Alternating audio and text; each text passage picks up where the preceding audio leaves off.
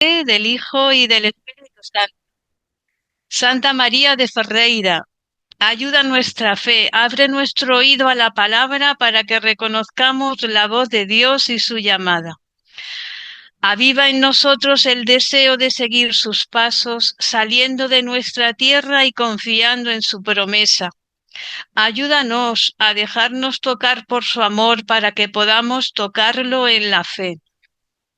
Ayúdanos a fiarnos plenamente de Él, a creer en su amor, sobre todo en los momentos de tribulación y de cruz, cuando nuestra fe es llamada a crecer y a madurar. Siembra en nuestra fe la alegría del resucitado.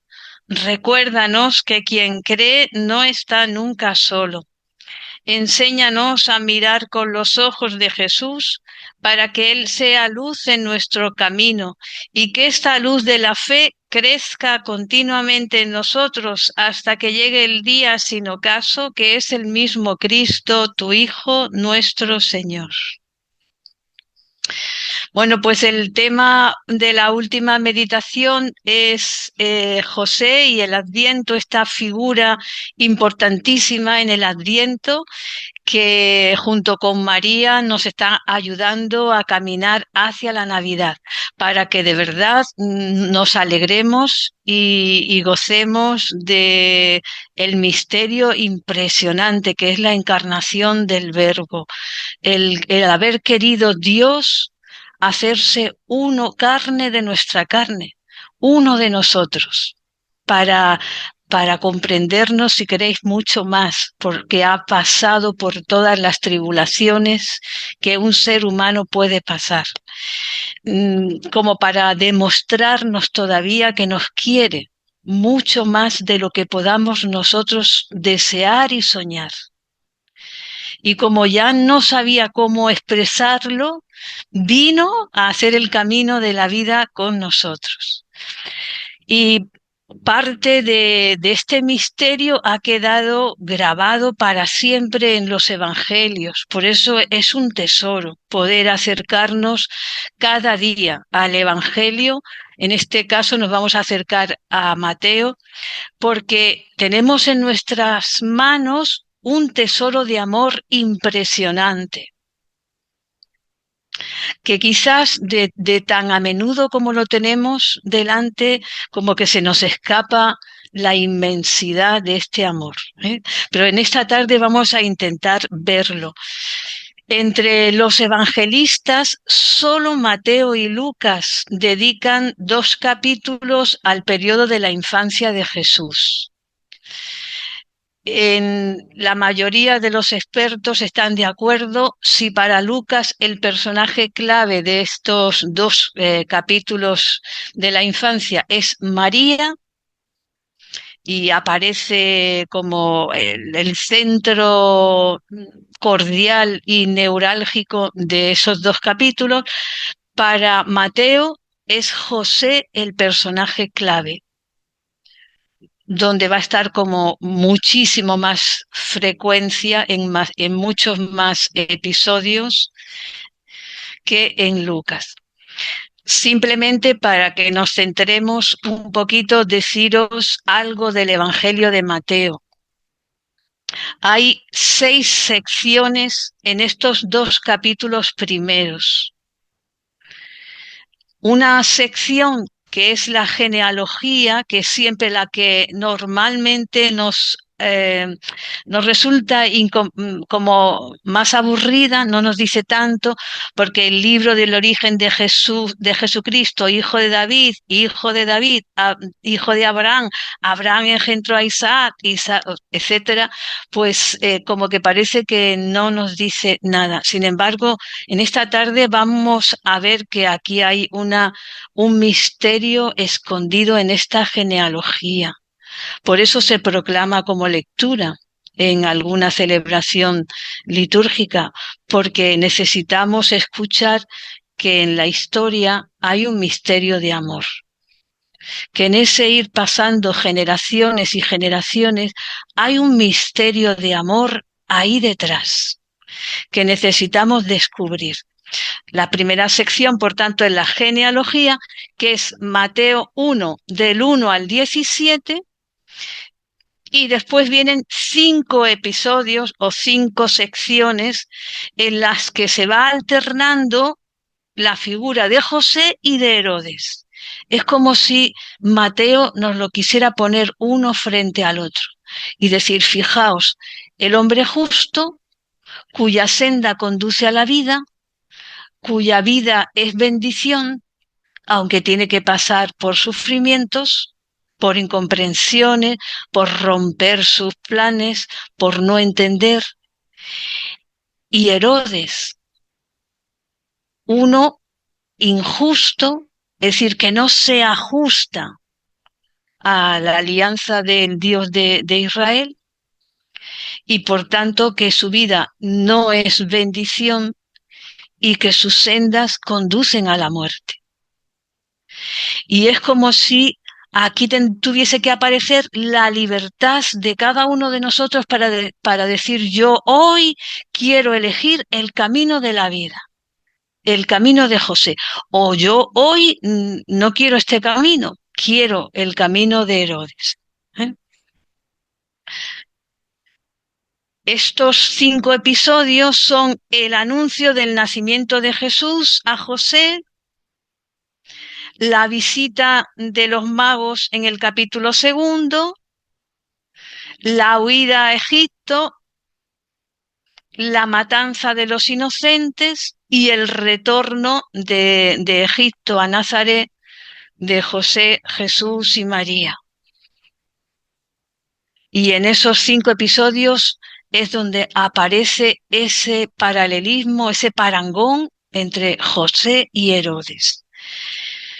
Mateo conecta constantemente su relato de la infancia con textos y con episodios del Antiguo Testamento.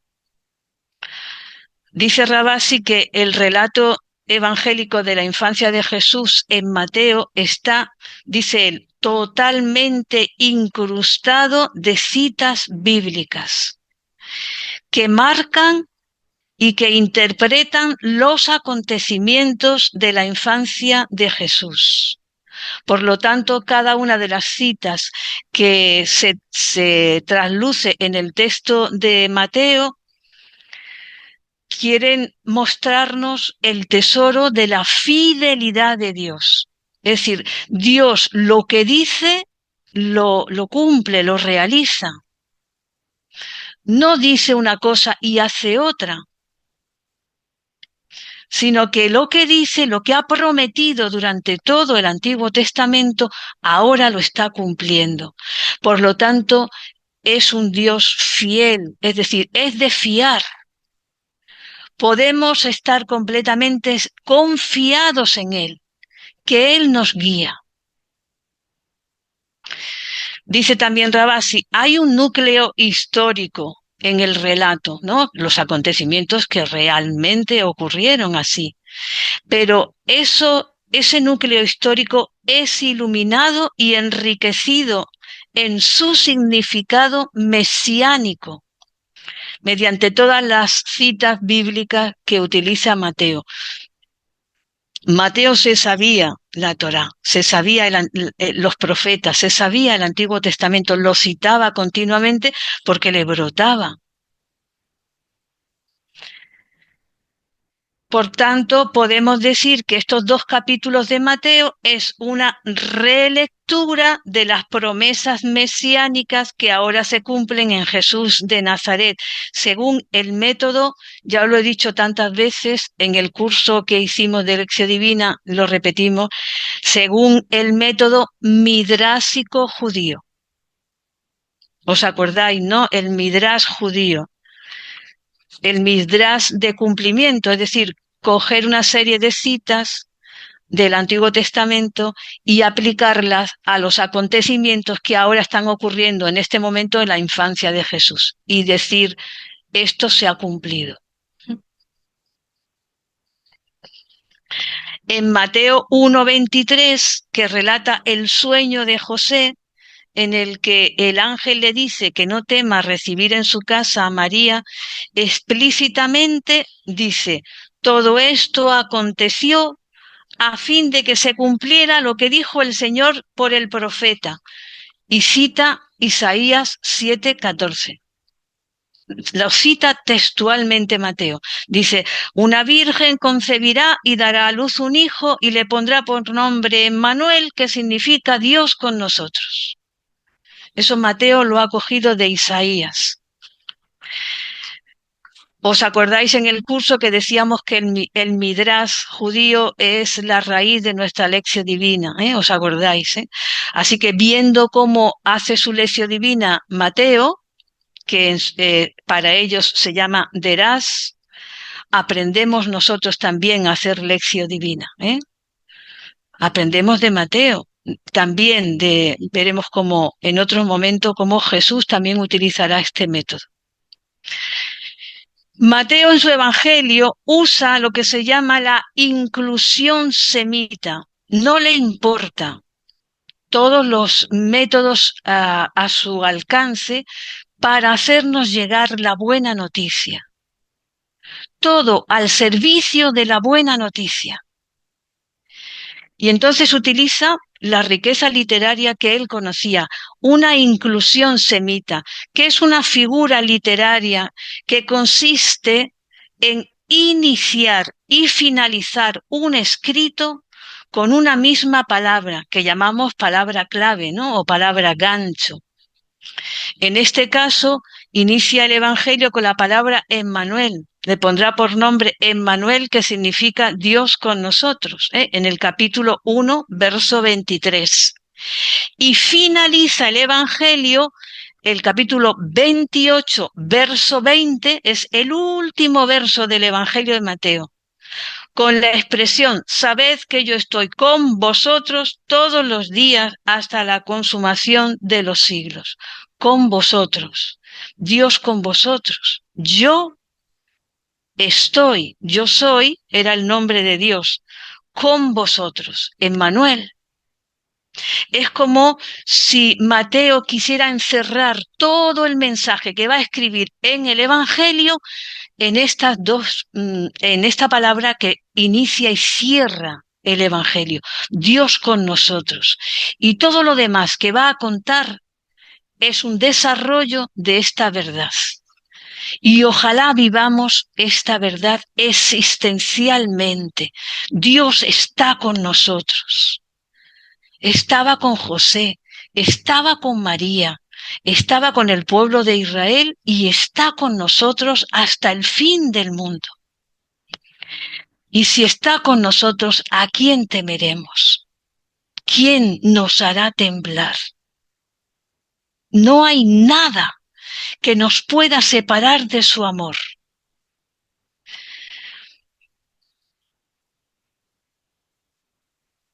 En Mateo hay también un paralelismo, y es la segunda idea que quisiera que quedara esta tarde clara, entre la vida de Jesús y la historia de Israel. El Verbo se ha hecho carne y es totalmente carne, historia de su pueblo, hijo de Israel, la misma sangre de María. Y los elementos esenciales de esta comparación son Jesús como Israel baja a Egipto y después vuelve de Egipto a su tierra.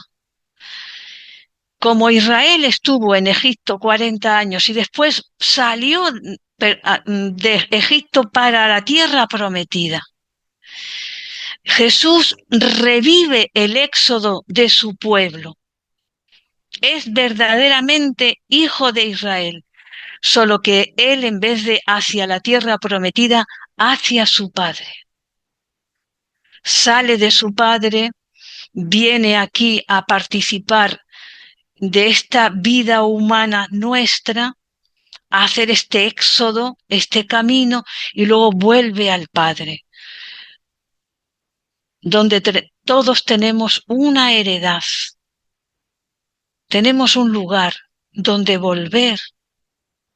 Estamos viviendo esta vida como un peregrinaje, como un éxodo. Y ojalá la vivamos así. No tenemos aquí tierra para siempre, ni casa para siempre. Jesús les dijo a sus discípulos, voy a prepararos un lugar. Está preparándolo. Jesús es miembro de su pueblo porque ha vivido las experiencias fundamentales de su pueblo. Y es precioso, por tanto, volver a leer Mateo 1, 2, esos 2 capítulos, a la luz del Éxodo. Y es en realidad lo que va sugiriendo el evangelista por medio de citas y de alusiones a la narración de la salida de Egipto y a la travesía del desierto, como si nos dijera, haced una lección divina y poned en paralelo el relato del Éxodo, saliendo mi pueblo de Egipto, y el relato de la infancia. Y veréis cómo se iluminan mutuamente y son textos vivos. Nos hablan a nuestra vida de ahora. Por eso la oposición entre Herodes y Jesús, que es análoga a la oposición entre el faraón y Moisés, o entre Egipto e Israel, etcétera. Moisés y Jesús ambos pertenecen a la historia de salvación, porque esta historia de salvación no se ha cortado jamás. Dios ha prometido salvarnos del pecado y de la muerte. Para eso ha venido Jesús y ha tenido que pasar pues todas las vicisitudes de una vida humana. Moisés, podemos decir que como inicia un pueblo con un grupo de tribus de esclavos, todavía no eran ni pueblo cuando salen de Egipto, y Jesús lleva a término la historia que ha comenzado en Abraham, en Isaac, en Jacob, que ha continuado con Moisés, que después continuó con José, etcétera, todos los patriarcas. Da plenitud Jesús a lo iniciado en el Antiguo Testamento y completa lo que inició Moisés. Esta liberación de Egipto es llevada a plenitud. Deberíamos desbordar de alegría. No hay nada que nos pueda quitar la alegría, porque esta alegría es inmensa, es eterna. Mateo muestra que en Jesús llega a su culminación la historia de Israel. Y vamos entonces a detenernos en el relato de la anunciación de José, que es Mateo 1, 18, 25. Que está ligado a lo que le precede en el Evangelio de Mateo. Y lo que le precede es la genealogía.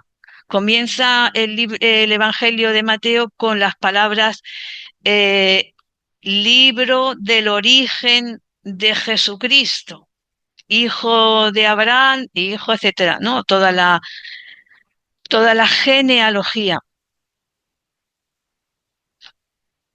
Y en el verso 18 de este capítulo 1, donde comienza el relato con José, dice, esta fue la generación o el origen de Jesucristo. María, su madre, estaba desposada con José y antes de vivir juntos resultó que ella esperaba un hijo por obra del Espíritu Santo. Es decir, la genealogía del verso primero nos presenta sintéticamente la historia del pueblo de Dios para situar al Mesías en la historia. La historia está llena de bendición. María es llena de gracia. Y es figura de la Iglesia. Y es figura de cada uno de nosotros. Nos ha precedido. Lo que Dios ha hecho con ella quiere hacerlo en nosotros. Quiere llenarnos de la gracia si le dejamos. Y llenarnos de la gracia es que nuestra historia entera respire gracia, bendición. Aun cuando no somos liberados del sufrimiento. En el sufrimiento, que es la puerta estrecha, tenemos que entrar. Pero no es opuesto a la alegría que viene de Dios, al gozo que viene de Dios, no es opuesto. Por eso el relato de Mateo hace un doble reconocimiento. Este niño es totalmente de Dios, es decir, concebido por obra del Espíritu Santo, en el verso 18, y al mismo tiempo hijo de David por José, que es de la estirpe de David. Para Mateo, una cosa es de suma importancia: Jesús es el hijo de Abraham. Lucas dirá, el origen de Jesucristo fue de esta manera. Adán, y empieza por Adán, conoció a Eva, engendró a Abel, etcétera.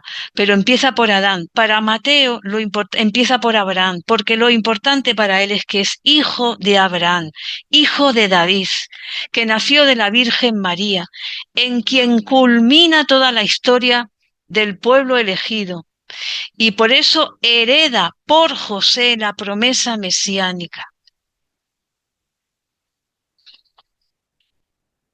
Es como si Mateo quisiera remachar que el vínculo íntimo de Jesús con el pueblo judío y con la espera del Mesías, por eso reúne a todo el linaje de David y ordena la secuencia genealógica en una tríada de 14 generaciones.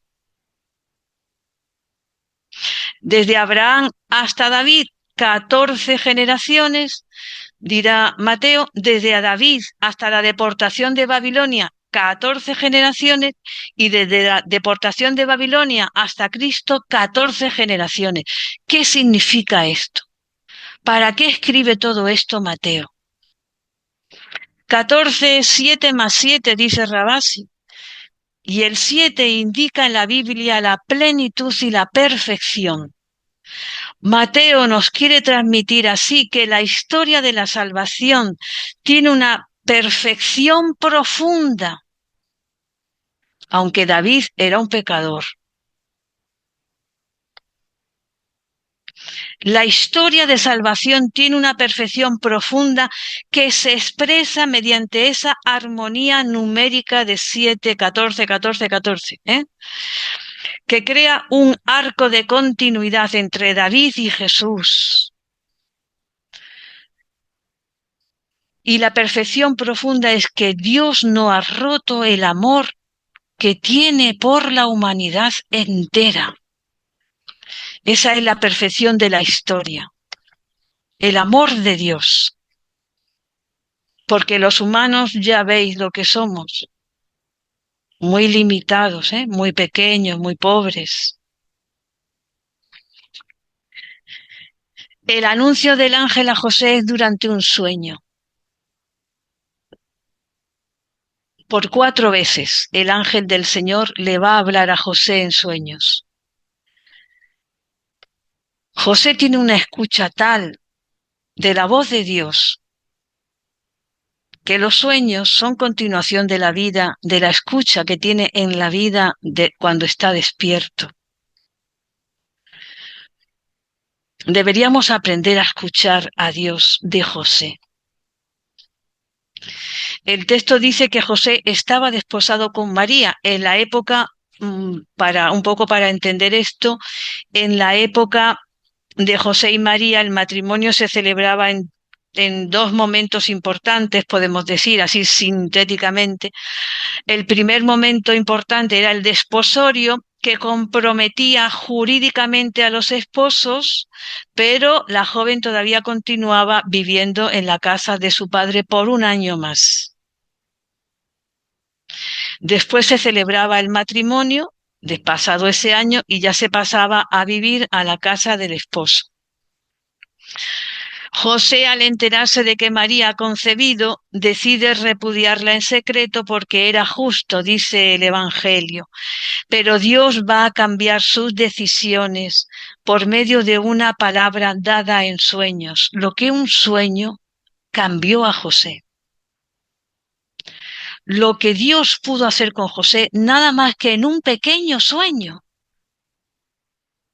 La conversión del corazón de José, romper sus planes y entrar de lleno en los planes de Dios, con lo que nos cuesta a nosotros años. Pero el ángel le dice en sueño, no temas recibir en tu casa a María, tu mujer, perdón, pues lo que se engendró en ella es obra del Espíritu Santo. José no obró por iniciativa propia, se dejó guiar por Dios. El ángel le invita a asumir la función de padre legal de Jesús, dice Benedicto XVI. En la legislación antigua de la época de José, la paternidad legal por adopción o por otros procedimientos podía legítimamente conferir los derechos hereditarios. Así que era una cosa normal en la época. José, descendiente de David, hace así a Jesús hijo de David, en el sentido auténtico de la palabra, introduciéndole de lleno en la historia de la salvación sin ninguna duda. A Jesús se le puede entonces atribuir el título mesiánico de hijo de David, que va a resonar en el Evangelio de Mateo 8 veces. Mateo quiere dejarlo bien claro, es el Mesías, es el Mesías.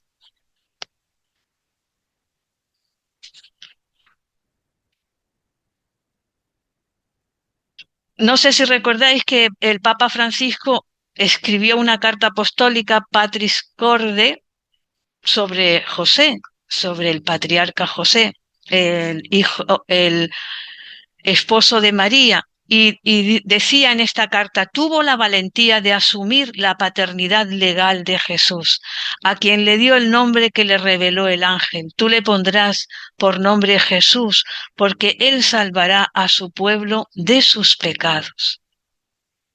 Y para protegerle de Herodes, José va a Egipto. Es el gran custodio. Hasta que de nuevo es avisado en sueños por el ángel que vuelva de Egipto y vuelve de Egipto a Nazaret. Por eso Juan Pablo II le llamó el custodio del Redentor.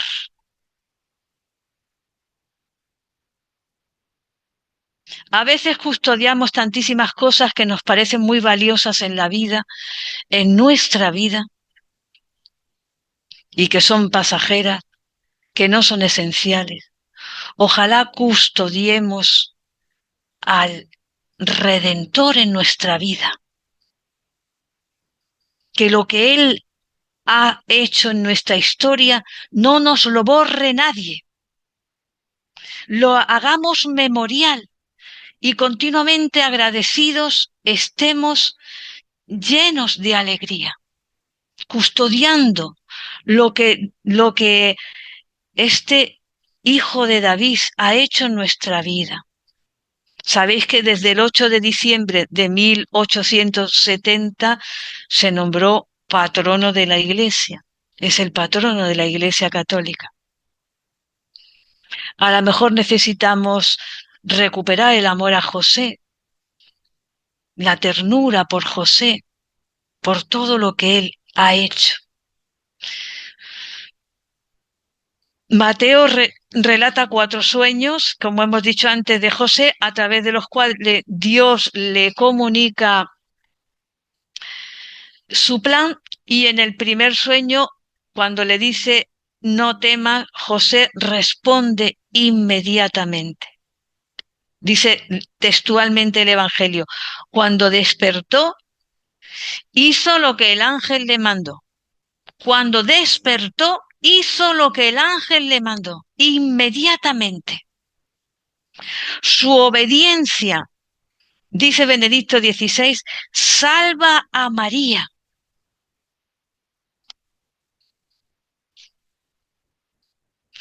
José supo pronunciar su fiat, pero es un fiat sin palabras, con hechos, con gestos.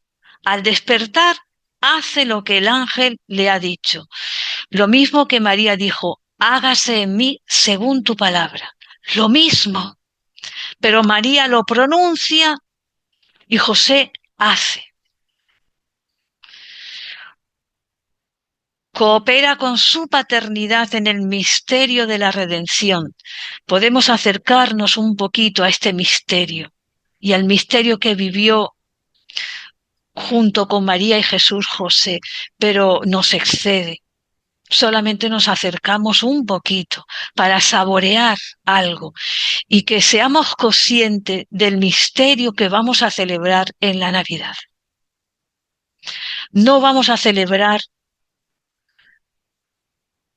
pues que es el tiempo de las felicitaciones, de los correos, de los vídeos de felicitación, de los regalos, que está bien, pero el centro es el misterio de la redención. José confía en las palabras del ángel, no temas, y realmente no teme. Ojalá nuestros miedos desaparecieran así de inmediato. Y estas palabras se nos repiten hoy a nosotros, no temas. La vida de cada uno de nosotros puede comenzar de nuevo, como la de José, si acogemos esta invitación del Evangelio valientemente. José afronta con los ojos abiertos la realidad y asume la responsabilidad. ¿Sabéis por qué? Porque ha comprendido el misterio inmenso que hay detrás de María y de Jesús. Dios actúa a través de acontecimientos y de personas concretas. José es el hombre concreto, concretísimo, por medio del cual Dios se ocupó de los inicios de la redención ya cumplida. La buena noticia del Evangelio es que a pesar de las dificultades, Dios encuentra siempre un camino para cumplir su plan de salvación, con la condición única, decía Benedicto XVI, que tengamos la valentía de José. Al menos supliquémosle, si no la tenemos, pidámosla, como el salmista. Y podamos decir como él, como el salmista, Dios me ciñe de valor. Me ha trazado un camino perfecto. Dios me ciñe de valor, me traza un camino perfecto.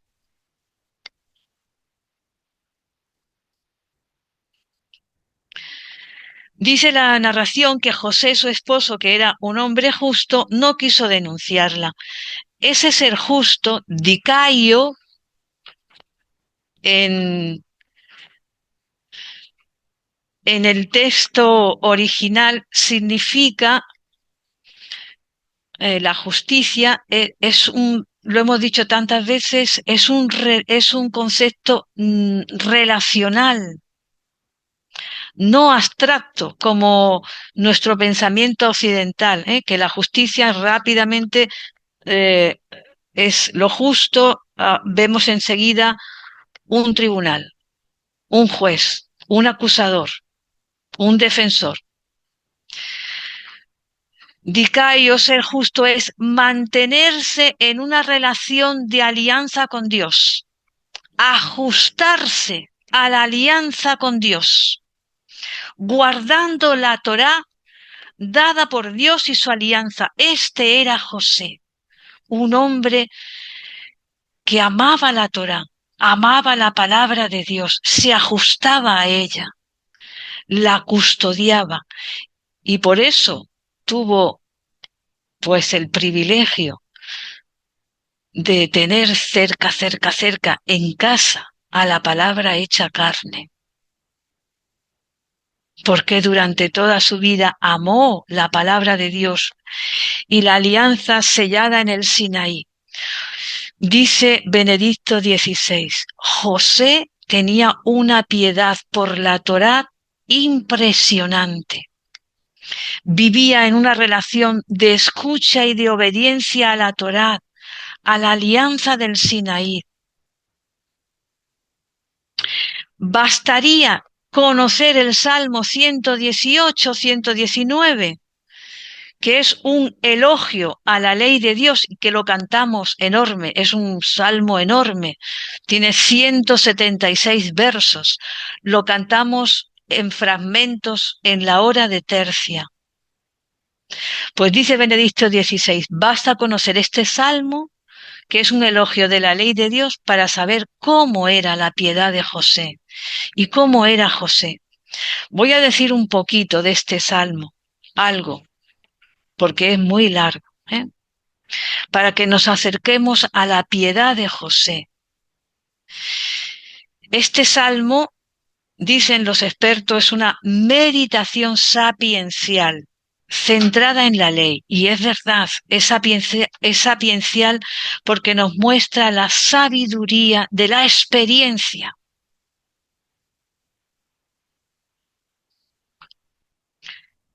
Centrada en la ley que Dios dio en el Sinaí. Y nos ayuda a conocer a José el justo. Es la revelación de Dios en su ley lo que suscita un amor tan grande a la ley en José. Encuentra en la Torá a Dios que se revela.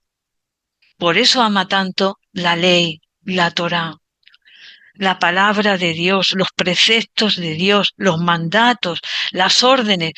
Todas estas palabras aparecen en el Salmo 118. Pero ¿sabéis por qué lo ama? Porque se encuentra con Dios, con el amor de Dios que atraviesa todo este salmo.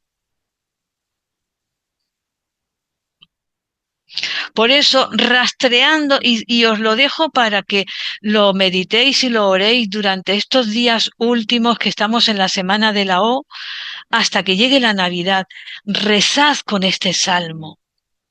Intentad rastrear, buscar a José, conocer el alma de José a través de este salmo. Por eso, rastreando los versos del Salmo 119, 118, descubrimos al esposo de María, que tanto guardó a Jesús y a María. Este salmo comienza diciendo, dichoso el que con vida intachable camina en la ley del Señor. Y este José, dichoso el que guardando sus preceptos lo busca de todo corazón. El que sin cometer iniquidad anda por sus senderos. Este José, el hombre dichoso, que camina en la voluntad del Señor, aunque era otro plan el que él tenía. Camina en su ley, en su alianza, que busca a Dios de todo corazón. Por eso rompe sus planes y entra en los planes de Dios. Amar a Dios con todo el corazón es romper nuestros planes.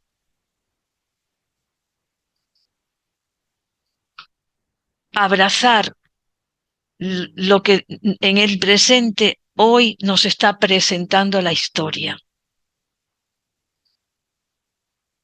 Esta dicha, dichoso, ¿no? El hombre que con vida intachable, dichoso el que guardando sus preceptos, esta dicha en el texto original es acherri, que en la mente hebrea entraña un caminar, hacer un camino. Por eso, en hebreo, dichoso y planta de los pies proceden de la misma raíz. Porque la dicha para un judío es hacer un camino. Por eso si os preguntáramos, ¿estáis haciendo camino? Esta hermana, este hermano hace camino, significa esta hermana, este hermano es dichoso con la vida que tiene. Camina con un corazón ensanchado, o está encogido, aplastado o encogido. Bueno, en este camino que está señalado por Dios, peregrina José. Cada ley, cada orden de Dios es una senda estable para José. Por eso se cumple en él la oración del Salmo 118, que dice, voy a citar algunos versos sueltos, el 8, el 14, el 16, el 19, lo voy a citar para que veáis cómo se cumple en José.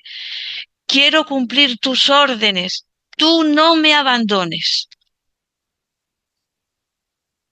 En cuanto se despertó José, fue y hizo lo que el ángel le había dicho.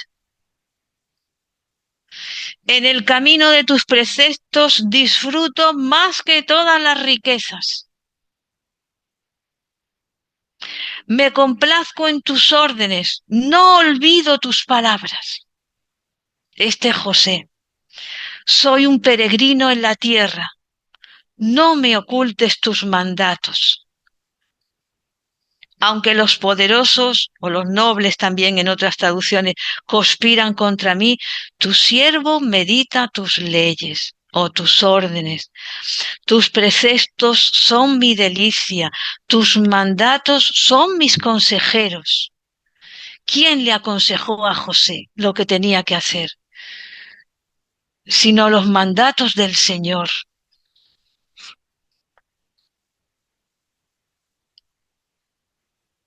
José además no solo inicia el camino de las leyes del Señor, sino que lo sigue hasta el final, como dice el Salmo en el verso 33. Muéstrame, Señor, el camino de tus leyes y lo seguiré puntualmente.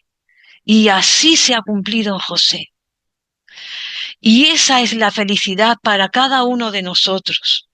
Algunos traducen en vez de puntualmente paso a paso, aludiendo a un seguimiento que es adhesión detallada y paciente. No es que te sigo a lo loco, sino que te sigo en una adhesión detallada, paso a paso, a todo lo que me vas diciendo, pacientemente, hasta alcanzar la meta. José recibe a María en tu casa y José la recibe. José, vete a Egipto que quieren matar al niño. Y José se va. José, ya puedes volver de Egipto. Y José vuelve. Pacientemente. Este seguimiento paso a paso en José es la custodia de María y Jesús, que le lleva a estar atento a lo que el ángel del Señor le va indicando. Sería bueno preguntarnos, ¿yo qué custodio en este Adviento para prepararme a la Navidad? Yo estoy custodiando a María, a Jesús, a José, que están en mi vida, que forman parte de la historia de la salvación, como mi vida forma parte de la historia de la salvación, o yo estoy preparando las cosas de la Navidad, el Belén, lo otro, las compras, los invitados. Y la adhesión a todo esto me da igual. Porque es esta adhesión de José lo que le mantiene en continuo movimiento, en camino siempre hacia un nuevo comienzo. Está siempre comenzando. José no dice ya, hasta aquí, ya he terminado.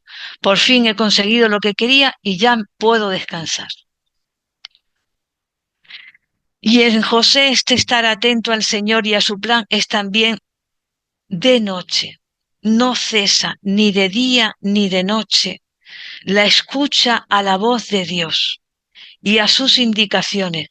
Como dice el verso 55 de este Salmo 118 que estamos viendo. De noche pronuncio tu nombre, Señor. Algunos traducen recuerdo tu nombre, Señor. en velando tus mandatos. Y en el día continúa junto a la voz de Dios, tal como dice el Salmo en el verso 56. Esta es mi tarea, o esto es lo que a mí me toca, ¿no? Dice la traducción litúrgica. Guardar tus decretos. Con diligencia, sin tardanza, observo tus mandatos. ¿Quién es José? Sino este hombre diligente, atento a la voz de Dios, que paso a paso fue adhiriéndose en la historia, sin subirse a una nube, en la historia, en los acontecimientos, se fue uniendo a Dios y a su plan hasta que la salvación del género humano pudiera realizarse plenamente en Jesús, en la pasión de Jesús, gracias a que en el inicio está José. Bien, por eso aquí vamos a terminar la clase de hoy, esta figura de José.